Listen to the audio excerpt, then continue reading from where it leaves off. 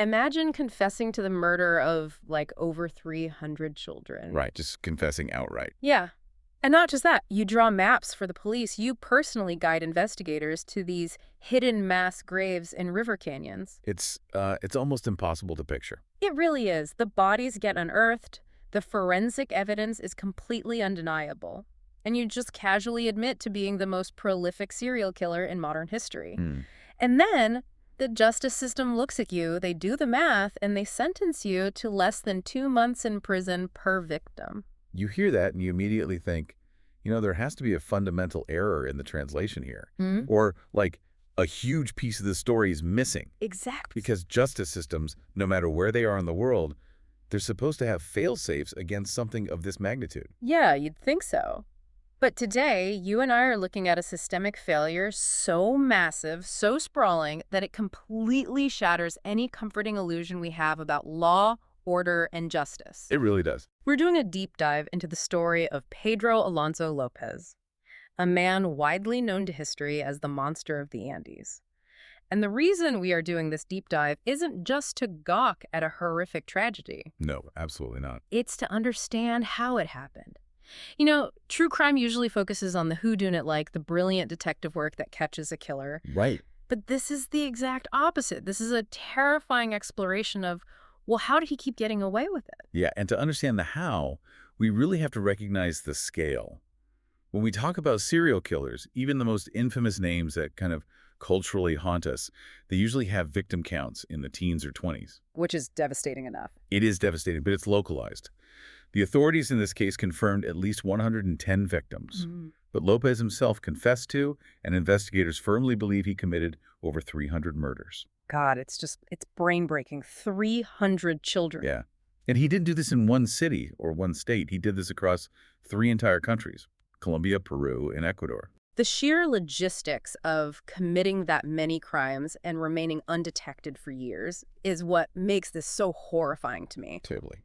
So today, based on criminological analyses, historical records, and criminal biographies, we're going to analyze this perfect storm. We're looking at severe childhood trauma, the socio-political instability of a region, massive geographical advantages, and an unbelievable collapse of multiple justice systems all at once. Right. Because you have to ask, how does a human being reach this point? How does a man kill hundreds of children and slip through the cracks of society over and over again? Exactly. Where does it even start? Well, to answer that, you have to look at the environment that essentially manufactured him. You have to go back to the biosocial genesis of a predator. Okay. So Lopez was born in October 1948 in the Tolima department of Colombia. And the timing and location of his birth are absolutely critical to everything that follows. So? Because he was born right at the onset of a period in Colombian history known simply as La Violencia. La Violencia? I mean, even the name tells you exactly what you need to know.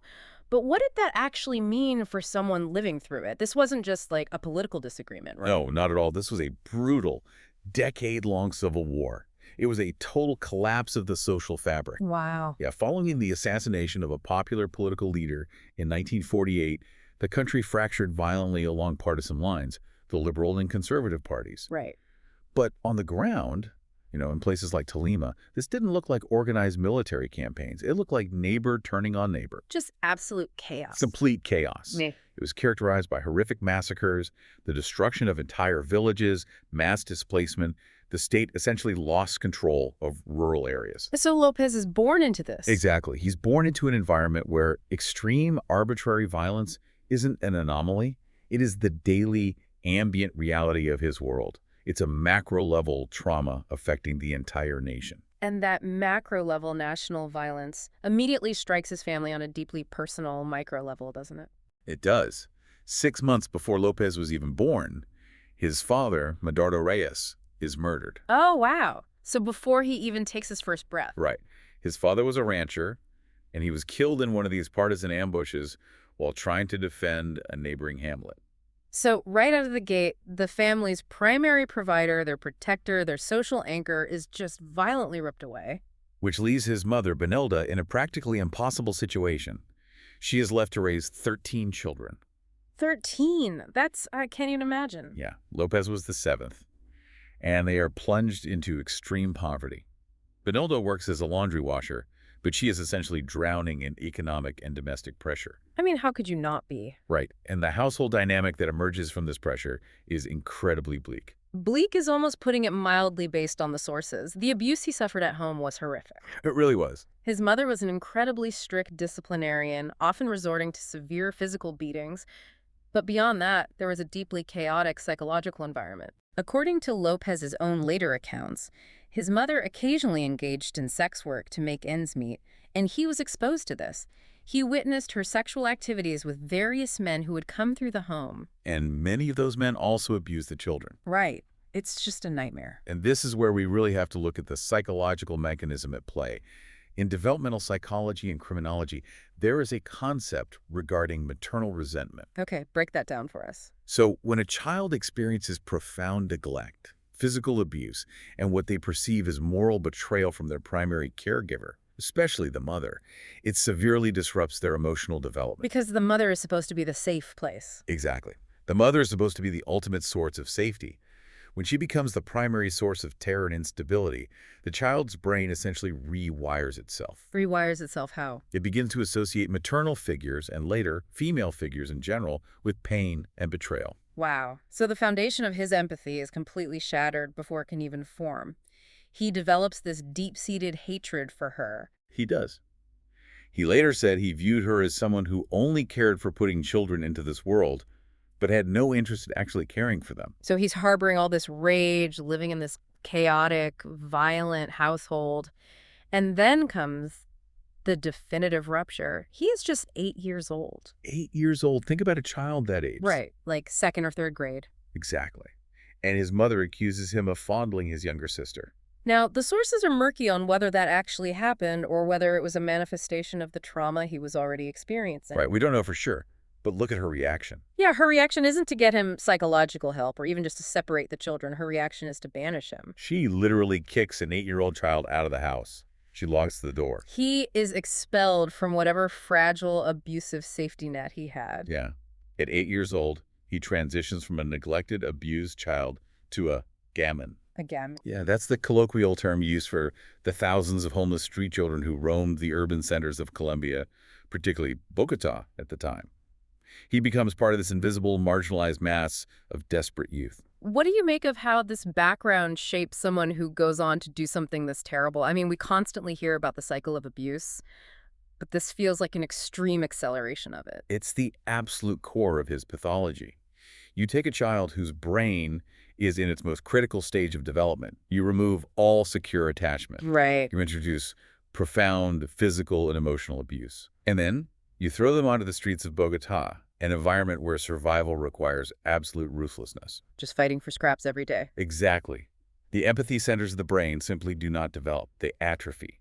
Instead, the child learns very quickly that power, control, manipulation, and violence are the only currencies that matter. They stop seeing people as people. They learn to view other human beings not as people with inherent value, but purely as threats to be avoided or resources to be exploited. It's like his childhood was a pressure cooker of trauma with the safety valve welded shut. That's a great way to put it. And the streets of Bogotá turn the heat up even higher. The reality of his life as a gamin is just a relentless, compounding cycle of victimization. He starts smoking bazuco to cope with hunger and the cold. Which is devastating. Can you explain what bazuco is? The sources mention it a lot. Yeah, bazuco is an impure, highly addictive form of cocaine paste. It's basically the byproduct of cocaine production, mixed with toxic chemicals. Oh my God. And he's smoking this as a little kid? Yes. And smoking it ravages a developing brain. It induces intense paranoia, further destroys impulse control, and severely impairs cognitive development. So you have a traumatized, unattached child heavily addicted to a neurotoxic substance. And because he's a homeless child, his physical vulnerability is exploited in the worst possible ways by the adults around him. Constantly. There's an incident during his time on the streets where he's lured into an abandoned building. A man promises him food and shelter, and once he's inside, he is brutally raped by this adult male. It's a textbook example of predatory grooming. And it's a tactic that he will horrifyingly reverse engineer later in his life. Wow. Yeah, that's chilling. Every time he reaches out for basic human needs, food, shelter, a mother's care, he is met with profound violence and violation. There is this one brief, tiny window of hope when he's around 10 years old. An American couple actually takes him in. They do. They enroll him in an orphan school. For a fleeting moment, it looks like there might be an intervention here. He has a bed, he has food, he's getting an education. But even that safe haven is corrupted. Yeah. At age 12, he's molested by a teacher at that very school. And this is the critical turning point. Every single adult institution that is meant to nurture and protect the family, the state, the charity system, the educational system has failed him profoundly. They haven't just passively failed him by ignoring him, they have actively victimized him. Exactly. This total systemic betrayal facilitates what psychologists describe as a descent into predatory sociopathy. Right. He develops a complete lack of empathy and a twisted, desperate desire to reclaim his own agency and power through the victimization of others. Like, if the world is a place where the strong devour the weak, he decides he is no longer going to be the weak. Exactly. He makes a choice. Which brings us to the moment where he actively starts fighting back against the world, leading to his inevitable clash with the formal justice system. Right. We're transitioning here from how society failed him as a child to how the carceral system hardened him into an absolute monster. It's around 1969. He's a young man now. Yeah, historical records vary slightly here, putting him at either 18 or 21 years old. And he gets arrested for car theft. Not a violent crime, a property crime. Right. He is sent to La Modelo prison in Bogota. And La Modelo is one of the most notorious prisons in South America, especially during that era. What was it like? It was massively overcrowded, grossly underfunded, and essentially run by the inmates. The guards merely managed the perimeter. So once you're inside, you're on your own. Completely. It's a harsh, unforgiving, hyper-violent environment. And his experience there serves as the final hardening stage of his transformation. The details of what happened to him upon his arrival are just brutal. Within 2 days of stepping foot inside La Modelo, Lopez is cornered and gang-raped by 4 inmates. But this time, he's not an 8-year-old boy. He doesn't run away. And he certainly doesn't report it to the guards, which, based on the sources, would have been completely futile, maybe even suicidal, in that chaotic ecosystem. Oh, absolutely. Reporting it would have been a death sentence. So instead, he decides to engage in lethal retaliation. Yeah. He doesn't just lash out in the moment either. He plans it. Wow. Over a course of 2 weeks, he quietly crafts a makeshift knife, a shiv, and then he systematically hunts down the men who assaulted him. He murders 3 of his attackers. And this is the part that just completely baffled me when I was researching this. The prison staff, the guards, the administration, they actually viewed these murders as acts of self-defense. They did. They understood the internal politics of the prison well enough to know exactly why he did it. But despite acknowledging that he was reacting to a horrific assault, the legal mechanism just turns blindly. His sentence for car theft is extended to 9 years for the homicides. Yeah, the bureaucracy just processes it. Now, we always hear about prison being a place for rehabilitation, or at least a place to repay a debt to society. But the sources paint this as the exact opposite. This sounds like a crucible that took a damaged young man and forged him into an apex predator. Crucible is the perfect word for it. This period of incarceration was fundamentally anti-rehabilitative. It was a laboratory for violence. A laboratory? Yeah, this is where the killing reflex is entirely normalized for him. Up until this point, violence was something done to him. Now he realizes that extreme lethal violence is the most effective tool he has. It's no longer just a reaction, it becomes a basic survival mechanism. And more importantly, a problem-solving tool. Right. He had a problem, 4 men who posed a threat, and he solved it by killing 3 of them. Exactly. In his sociopathic framework, the murders he committed in prison were justified, successful, and empowering. That's terrifying. The fact that he was punished with more time didn't register as a moral correction. It just registered as a bureaucratic inconvenience. This experience cements his total lack of empathy. The prison system didn't deter his violence. In a twisted way, it validated his belief that lethal force is the only reliable way to assert control in a hostile world. He learned how to kill efficiently, and he learned that he liked the power it gave him. So fast forward to 1978, his sentence is up, he is released from La Modelo, he steps out the gates, and what is he walking into? Nothing. Right. He has 0 social ties, he has no family he wants to see or that wants to see him. He has no legitimate employment prospects, no education, and a deep-seated addiction to bazuco. Yeah. But most dangerously, he is carrying this profound, twisted psychological need to inflict the absolute terror and suffering he endured onto others. He's a fully formed predator, and he needs a hunting ground. And he finds a geographic canvas that perfectly suits his needs. The geography of his crimes is a massive factor in how he operated for so long and with such staggering volume. We're talking about the Andean corridor, right? Yes. Colombia, Peru, Ecuador. When you look at the map of his movements, it's vast. Yeah, he basically utilized the unmonitored, rugged geographic expanses of the Andes to his advantage. He lived a completely nomadic lifestyle. He would set up in a town, commit his crimes, and the moment he felt the heat starting to rise, like if people started asking too many questions or if he noticed an increased police presence, he would just literally step across a national border.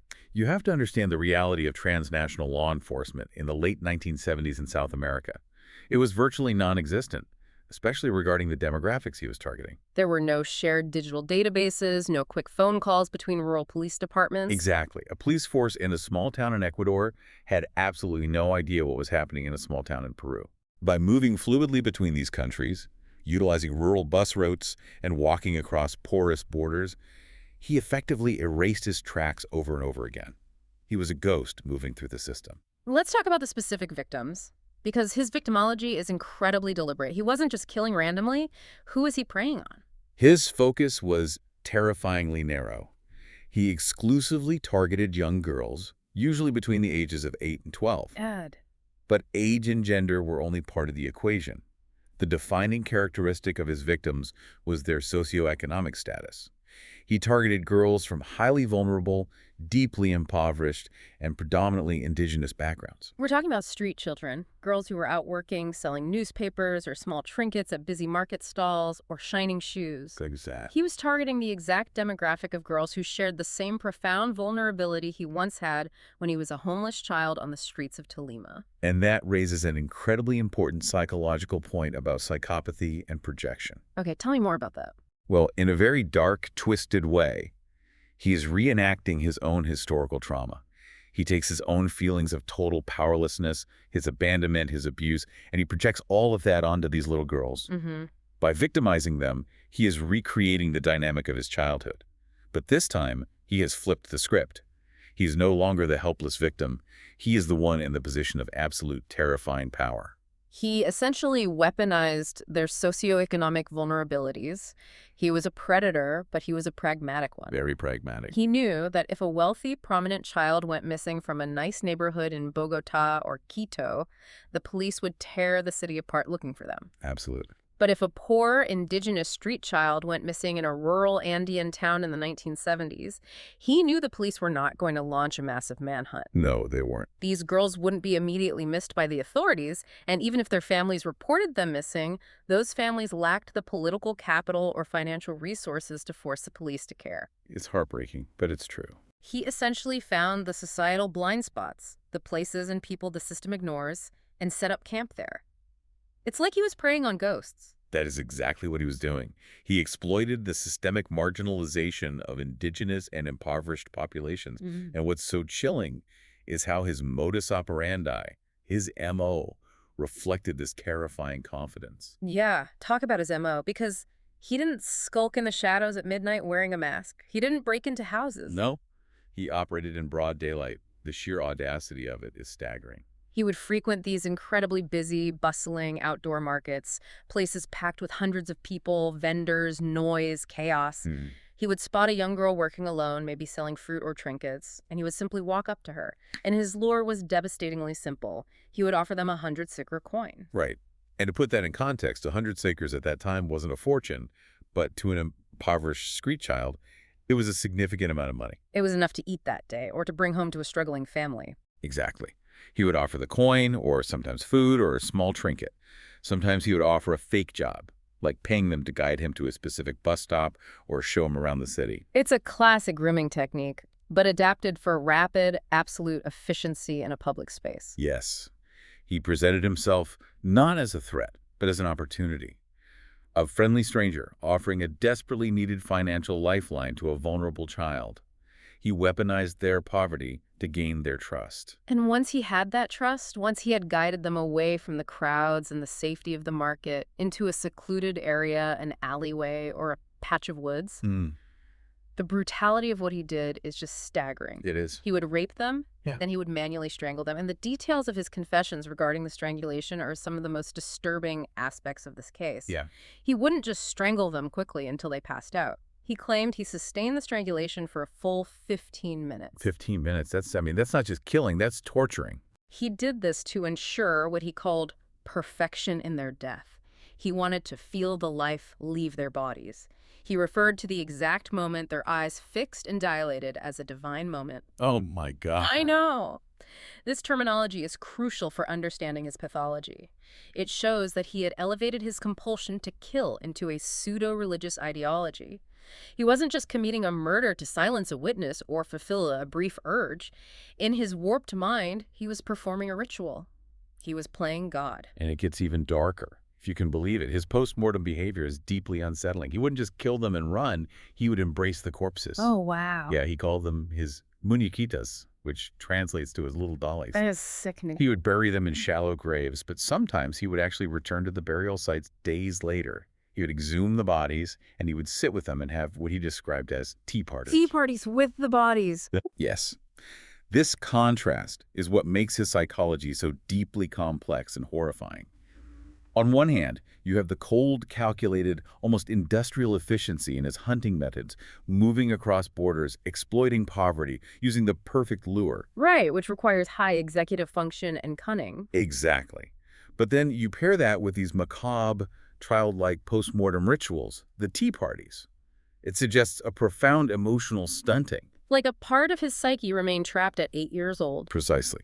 He is attempting to possess these girls as inanimate objects, as dolls, fulfilling some grotesque, twisted fantasy of companionship and absolute control that he was violently denied in his own childhood. We have to keep reminding ourselves of the scale here. Over 300 victims, the sheer volume of death, the number of families destroyed is horrifying. It's unfathomable. But as good as he was at exploiting these societal blind spots and moving like a ghost, he wasn't completely invisible. You can't commit that many crimes without eventually making a mistake. His first major stumble actually happened in Peru, and it led to a truly shocking clash of justice systems that highlights everything wrong with how these regions operated. Yes, the Ayacucho incident. This is a pivotal moment in the timeline. It perfectly illustrates the institutional collapse we discussed at the very beginning of the deep dive. Okay, set the scene for us. So, López is in the Ayacucho region of south-central Peru.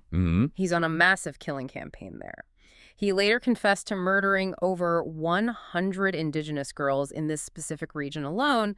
The area is being decimated by him. Yeah. But one day, he gets sloppy. He attempts to abduct a 9-year-old girl, and he is caught in the act. But he isn't caught by the Peruvian police. He is caught by the Ayacuchoan villagers. This is a rare, powerful instance of community vigilance. The indigenous community in that region knew perfectly well that the state police were not going to protect. They knew they were on their own. Exactly. They knew girls were vanishing.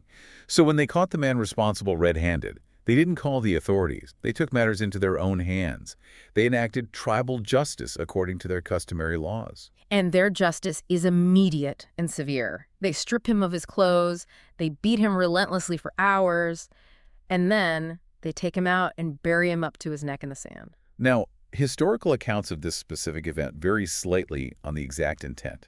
Some accounts say it was a straightforward attempted live burial, leaving him to die of exposure and dehydration. Right. Other accounts mention a terrifying detail, that they poured syrup or a sweet substance over his exposed head so that the local fire ants would eat him alive. Wow. Either way, the intention was crystal clear. This was a death sentence. Oh, absolutely. They recognized the existential threat he posed to their children, and they responded with lethal communal force. They were excising a predator from their midst. But this execution, which would have ended his reign of terror right then and there, is interrupted. By pure chance, a North American missionary happens to be traveling through the area, and he stumbles upon this scene. He sees a man buried up to his neck, beaten bloody, surrounded by furious villagers, and the missionary intervenes. He doesn't know what López has done. He just sees what he perceives as a barbaric act. He pleads with the tribe. He tells them that this kind of execution is unholy, it's a sin, and he eventually convinces the elders to dig López up and hand him over to the formal Peruvian authorities, the state police. And this is where the catastrophic systemic failure occurs. Think about this scenario. You have an individual who has been caught in the act of child abduction. He is being handed over by an entire community that is explicitly accusing him of horrific, repeated crimes against their children. Wait, hold on. I need to stop you there because this makes my blood boil. You're telling me the Peruvian police had a man handed directly to them? The community says this man is stealing our children, and the police didn't even file a piece of paper. They didn't lock him in a cell to investigate. They just put him on a public bus to another country. How is that even bureaucratically possible? It's possible because of deep-seated systemic racism and classism. The formal Peruvian police force in that jurisdiction were utterly uninterested in investigating complex, gruesome allegations brought forward by remote, marginalized indigenous tribes. So they just didn't care. They viewed the indigenous population as second-class citizens, if that. To the police, investigating the disappearance of 100 indigenous street children sounded like too much paperwork for victims they didn't value. That is just, it's enraging. So they didn't hold a trial. They didn't conduct an investigation. They didn't even take an official statement. They opted for the most expedient, lazy, bureaucratic solution available: deportation. Unbelievable. They literally escorted him to the border and put him on a bus back to Colombia and Ecuador. And they did this without issuing a single warning, a single telex, or a single phone call to neighboring law enforcement agencies. So the community actually caught him red-handed, but because the formal authorities didn't value the lives of the indigenous victims, they just shipped their problem across the border. They literally escorted a mass murderer to his next hunting ground. That's exactly what they did. It is the ultimate validation of Lopez's entire victimology. Yep. He targeted these girls because he knew the state didn't care about them, and the state, when handed the killer on a silver platter, proved him absolutely right. So with a free pass from the Peruvian government, Lopez moves north into Ecuador. And this is where things finally start to catch up with him. But again, spoiler alert, it is not because of brilliant, proactive police work. Not at all. It is a combination of an act of God, a natural disaster, and maternal vigilance that finally brings him down. We're moving into the late 1970s now. Lopez sets up his operation in the Ecuadorian highlands. And soon, a massive spike in missing girls begins to occur across towns like Quito and Ambato. Dozens, then scores of girls vanish into thin air. Yeah. And true to form, the Ecuadorian authorities follow the exact same pattern of negligence. They dismiss these disappearances, they write them off as cases of human trafficking, or they blame the families, saying the girls simply ran away from home due to poverty. Anything to avoid doing actual police work. They absolutely refuse to see the pattern of a serial offender operating in their jurisdiction. They refuse to see it until the earth literally spits the evidence back out at them. It's April 1980. There are severe torrential rainstorms in the region, leading to massive flash floods on the Rio Ambato. The rising waters tear through the canyon, ripping up the topsoil, and as the flood waters finally recede, they leave something behind.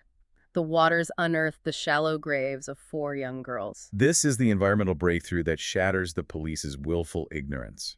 When the medical examiners conduct autopsies on these newly discovered waterlogged remains, they find a single, undeniable forensic consistency across all 4 victims: manual strangulation. So they can't deny it anymore. The girls didn't drown. They didn't run away. They were murdered. This forensic reality forces the police to shift their narrative entirely. They can no longer blame trafficking or runaways. They have to publicly admit that there is a serial killer hunting children in their province. But even with this horrific discovery, the police are completely blind. They know a killer exists, but they have no suspect description, no leads, no fingerprints. Lopez is still out there, entirely anonymous, operating in broad daylight. Right. A few days after the flood, while the city is in a panic over the bodies, Lopez is at the Plaza Urbina market in Ambato. It's a bustling, crowded marketplace. He spots a 12-year-old girl named Marina Roman Poveda. Some records say her name was Maria. Yeah. He approaches her. He uses his standard foolproof script. He smiles, acts confused, and offers her 100 sucres to give him a quick tour of the area. But this time, the script fails. Marina rejects his advances. She walks away. Thank God. But more importantly, she immediately goes and tells her mother, Carolina Roman Poveda, about the creepy man offering her money. Now, Carolina is not just a passive vendor. She is the president of the market's merchant board. Okay, so she's got some authority. And she is fully aware of the news broadcast about the 4 bodies unearthed by the flood. She is on high alert. She asks her daughter what the man looked like. And then Carolina starts scanning the crowd. She spots him. She recognizes him perfectly from Marina's description. And as she watches him, she sees him approach another little girl, a 9-year-old, trying to pull the exact same trick. Now, what Carolina does next is incredible. She doesn't run to find a payphone to call the police, knowing they might take an hour to arrive. No, she doesn't wait. She physically attacks him. She charges across the market, grabs Pedro Alonzo López, and starts fighting him. She is screaming at the top of her lungs that he's a kidnapper, that he's the murderer from the river. She is grappling with a serial killer right there among the food stands. Initially, the crowd thinks she's just a crazy person causing a scene, but she refuses to let go. Her sheer persistence, her fury, rallies the local merchants. They rush over, pull López to the ground, and a group of citizens detain him until the police finally arrive on the scene. If we look at the broader implications of this moment, it's a profound commentary on the failure of the state versus the power of community. Absolutely. The police's previous inaction, their reliance on dismissive bureaucratic theories, is starkly contrasted with the immediate, victorial, and effective response of a protective mother. Carolina Román Poveda didn't need a forensic lab or a criminal profile. She used her intuition and her courage.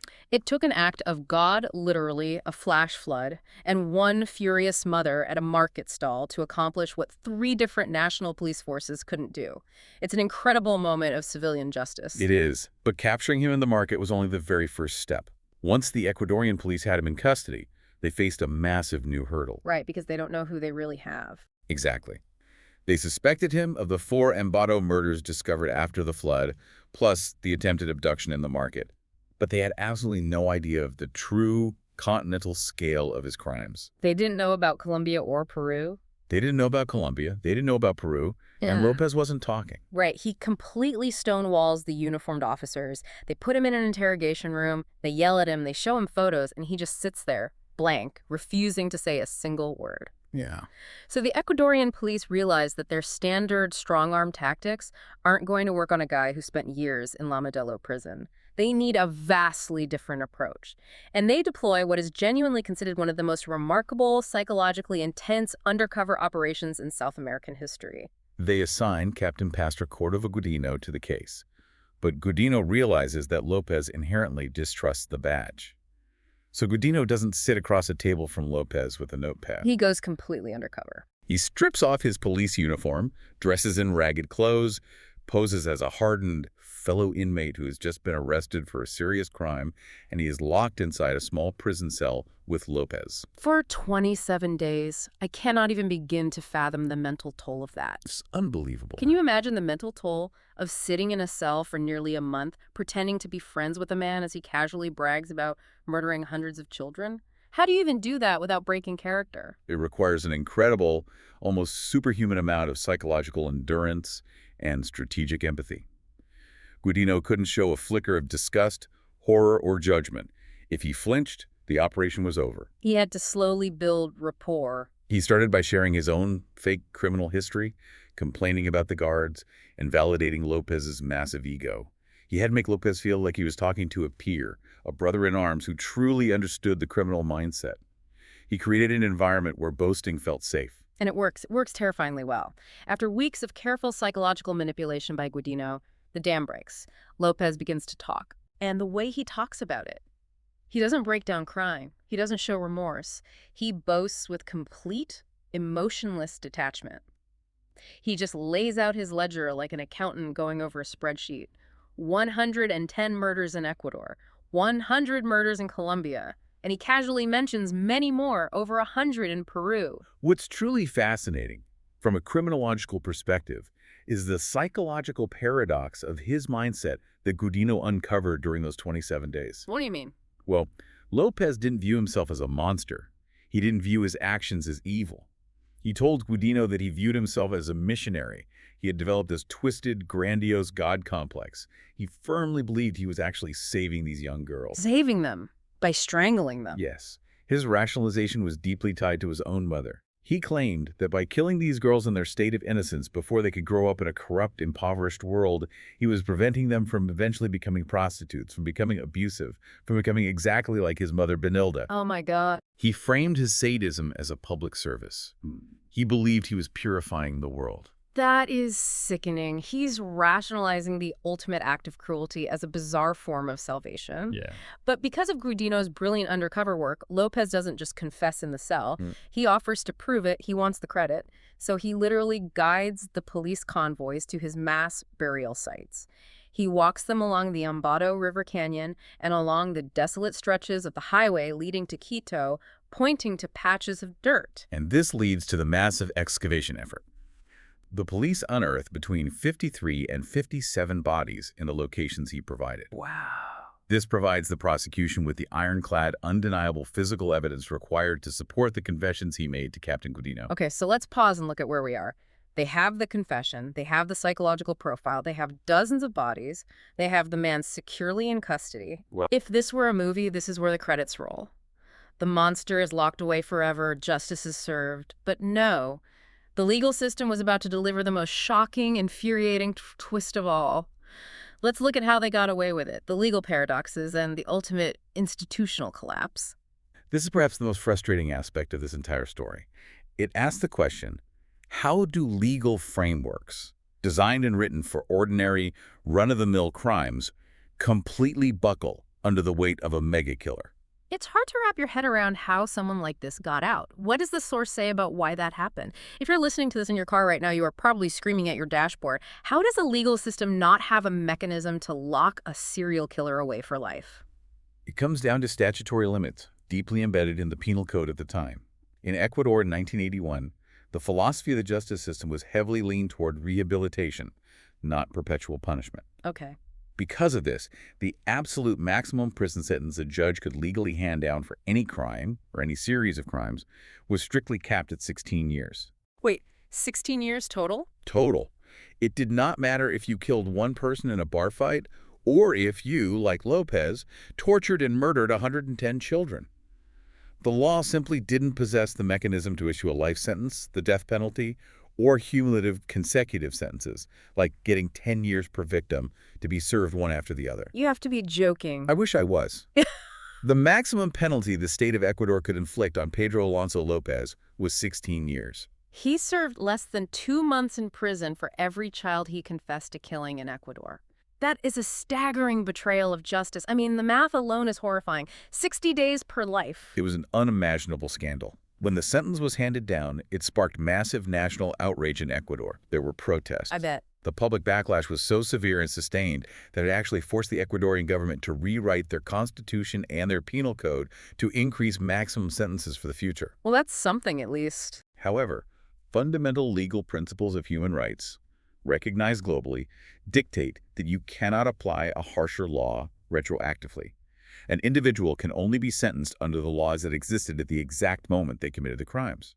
So, Lopez was locked into that 16-year cap. So he gets 16 years, which is an insult. Oh. But he doesn't even serve the full 16.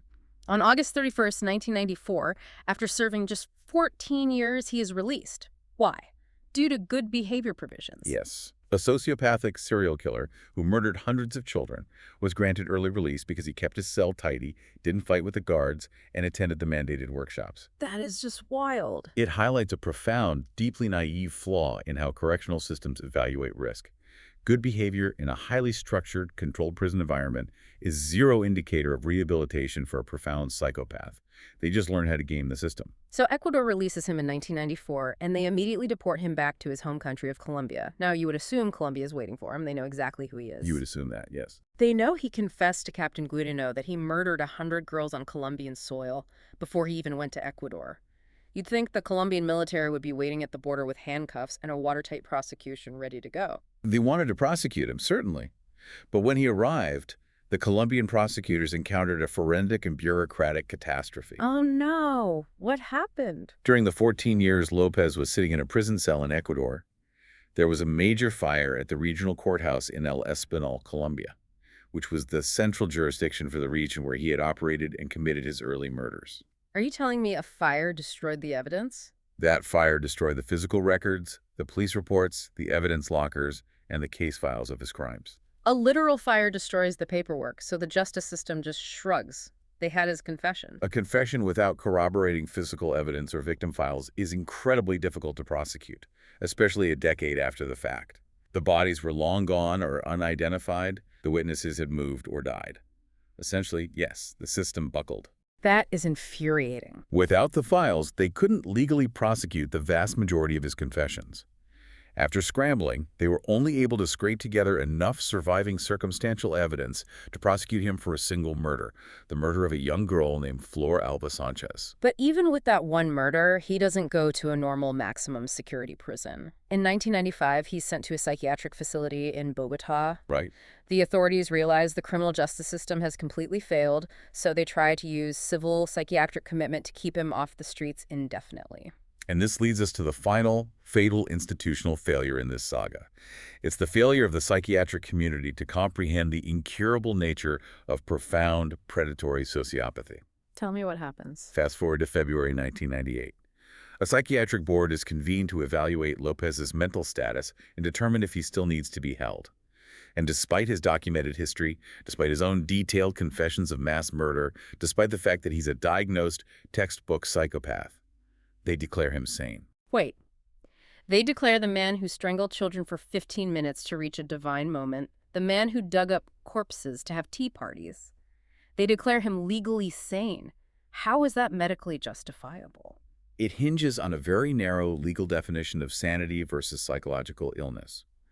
The board concluded that he understood the difference between right and wrong, that he wasn't suffering from hallucinations or psychosis, and therefore, under the strict letter of the law, he was legally sane. Oh my God. They concluded he had served his time for his crimes and was no longer an immediate, acute threat to society that justified involuntary psychiatric hold.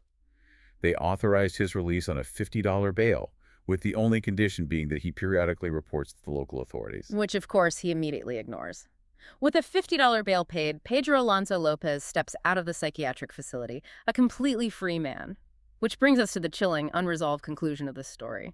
The legacy, current status, and the unknown. To understand how completely the system failed, look at what he does immediately upon his release in 1998. It tells you everything you need to know about his supposed rehabilitation. He doesn't seek a job. He goes straight to his hometown to visit his elderly mother, Benilda.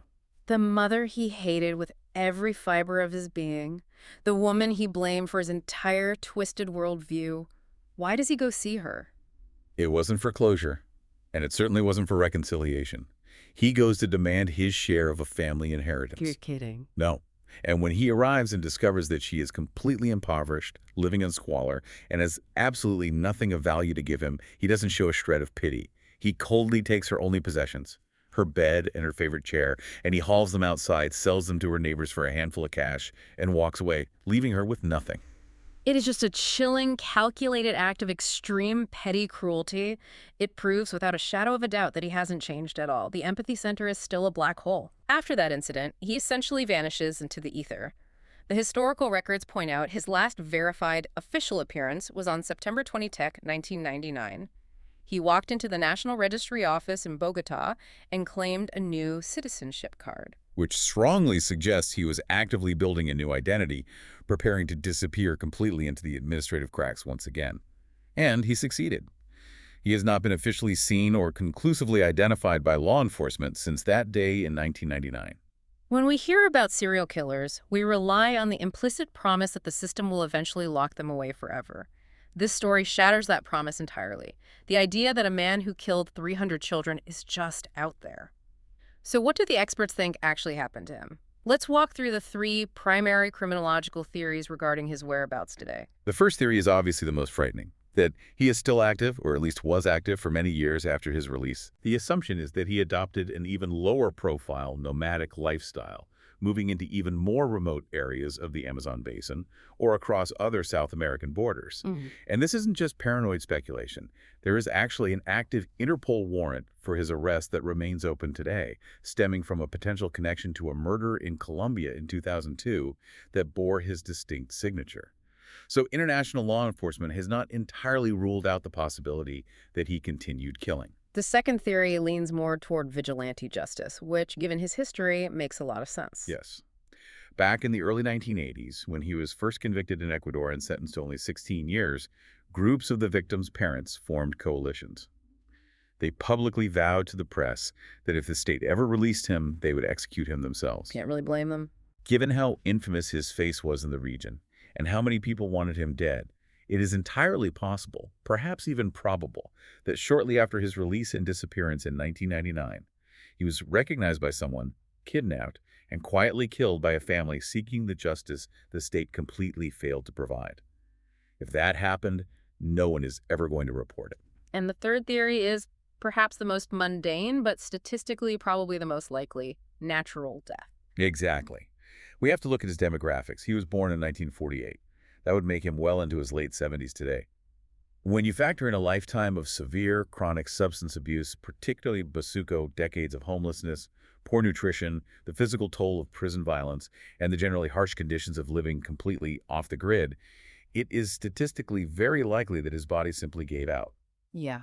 He may have died of disease, exposure, or a heart attack in a ditch or a cheap boarding house years ago, and was buried in an unmarked pauper's grave by local authorities who had no idea they were burying the monster of the Andes. But the terrible reality is the fact that we don't know. That profound lack of a definitive ending. It leaves this gaping open wound for the families of the victims across Colombia, Peru, and Ecuador. It's the psychological terror of the unknown. You can never truly grieve if you think the man who took your child might be drinking coffee in the next town over. It is the ultimate testament to the catastrophic legacy of the institutional collapse we've been discussing today. The perfect storm that created Pedro Alonzo López wasn't just his own psychological trauma, as horrific as it was a chain reaction of societal failures. Right. It was the childhood abuse spawned by the chaos and lawlessness of La Violencia. It was the hardening crucible of the Modelo prison system, which explicitly taught him that extreme violence was the only effective language. And it was the staggering negligence of transnational law enforcement, inflexible and naive legal codes, and detached psychiatric boards that consistently, repeatedly prioritized bureaucracy over the safety of the absolute most vulnerable members of society. We started this deep dive by talking about how we expect criminal justice to be a contained system, like a map with borders or a machine that processes evidence and spits out a logical conclusion, a clean break.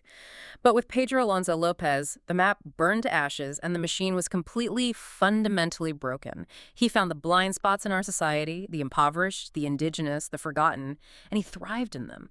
He built an empire of violence in the places we chose not to look. He weaponized our own systemic apathy. Yeah. He didn't just break the law. He exploited the fact that the law didn't care about his victims. So I want to leave you with a thought to mull over as we wrap up this deep dive.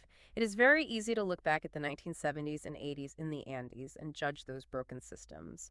We ask how on earth they could ignore hundreds of missing girls. You think we are so much more advanced now. But consider how modern society right now treats its most marginalized populations. Homeless youth, runaways, undocumented migrants, people living in tent cities on the fringes of our wealthiest metropolises. If a predator as prolific, as calculated, and as efficient as Pedro Alonzo López were to start operating in our modern world, specifically targeting those invisible demographics, would our current institutions even notice them missing? Or are there still dark, unmonitored blind spots right now, just waiting for a monster to set up camp? Keep your eyes open. We'll see you next time on The Deep Dive.